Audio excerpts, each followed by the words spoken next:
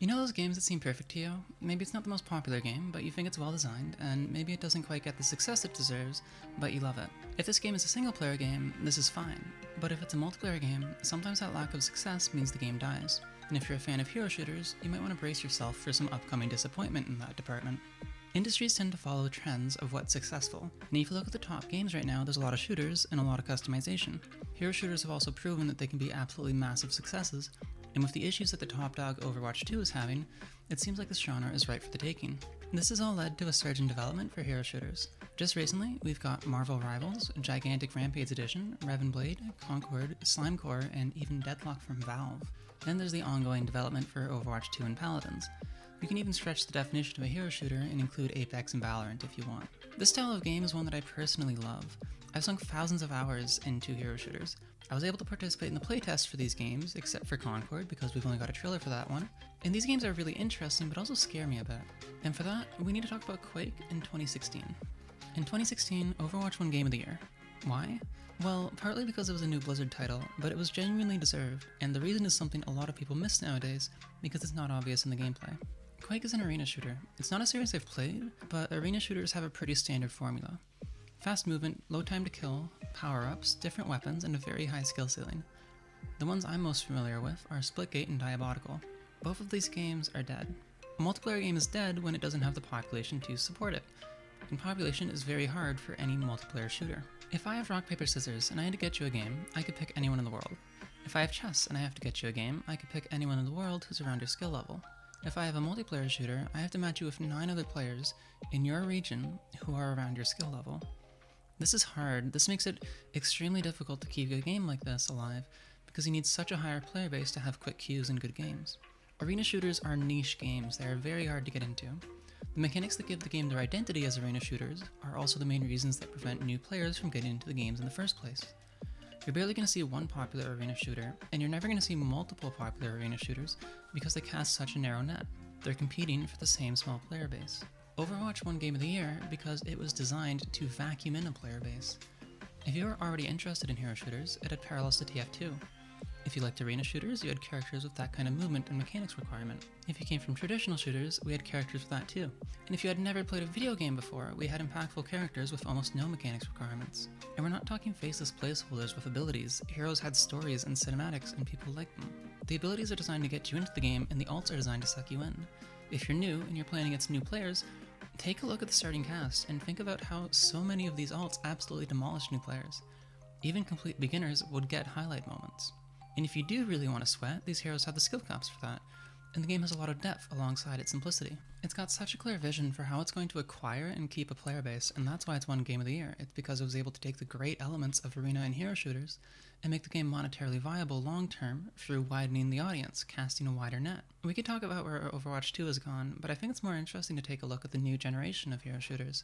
Let's talk about why, of all these games, maybe one, potentially two, will stay alive for more than a year. Deadlock and Slimecore have me under NDA, so I can't show footage, but we'll talk general ideas. The main idea here is that the new games cast too narrow a net. A lot of this video is going to be explaining why Overwatch is fundamentally well made. Certain core reasons that the game is successful is just not recognized by its players. When you open up a hero's description in Overwatch, it gives you a vague description, the general idea of what the character does. This is frustrating if you're looking to see numbers and learn how much damage certain heroes do. You have to go to the wiki for that. This is 100% intentional. This page is not for experienced players. It's for new players to get the idea of a character and an idea of how to play that character. More complex information would detract from that, potentially give the new player a worse idea of how the character works, and maybe even scare your new player away. Every new hero shooter out there has a complicated ability screen. These can, of course, later be simplified if needed, but even games with more simple descriptions, like Deadlock, are necessarily going to have to present denser information by nature of these games being more complex. These games frequently feature item stores, ability upgrades, denser character designs, and more complicated map objectives that resemble MOBAs. These features are not inherently bad. To someone familiar with hero shooters, they're amazing, but for new players, they're an obstacle. The reason we're talking about new players so much is because these games will need to create and maintain a player base to be monetarily viable. Just like dedicated arena shooter fans were not enough to keep Splitgate and Diabolical alive, dedicated hero shooter fans will not be enough to keep any of these games alive. They need to take in new players from somewhere, so these design choices will make things difficult. Overwatch 2 tried to even go further with onboarding new players. A common idea in MOBAs, Blizzard were only going to have certain heroes unlocked for new players, with the other heroes unlocking over time. This was met with massive backlash and eventually reverted. Although putting new character releases earlier in the paid battle pass was very cringe, you can see how this was an attempt to limit the amount of heroes that new players have to learn to play as and against right at the start, so they can more easily become familiar with the game. But these games aren't live yet. They're all in some sort of beta, and in these playtests, you don't need a high population. Slimecore had less than 20 people at times because that was all it needed. And the type of player to participate in a closed playtest for a hero shooter isn't going to be turned off by having to read item descriptions. They're going to be the more hardcore side of your player base. As long as your game is good, they will play it. But they won't be giving feedback about the new player experience because they aren't really new players.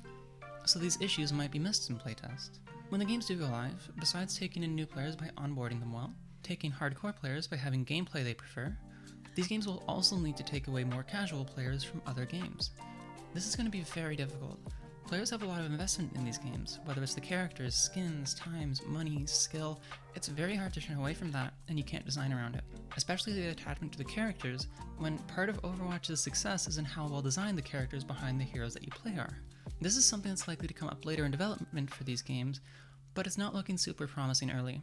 Rivals is going to try and make up for this by having the Marvel IP, although I suspect it's going to be difficult to build a narrative for. Although Deadlock is a Valve game, it appears to be set in its own universe, despite sharing an aesthetic with Dota Underlords. It does have some fantastic character descriptions though, with one character's bio reading, "This character is an asshole," and nothing more. Although the downtrodden cyberpunk theme may not be the most appealing, it's promising. But the other games are starting from scratch. Concord accepted, one thing they all have in common is that they're in third person.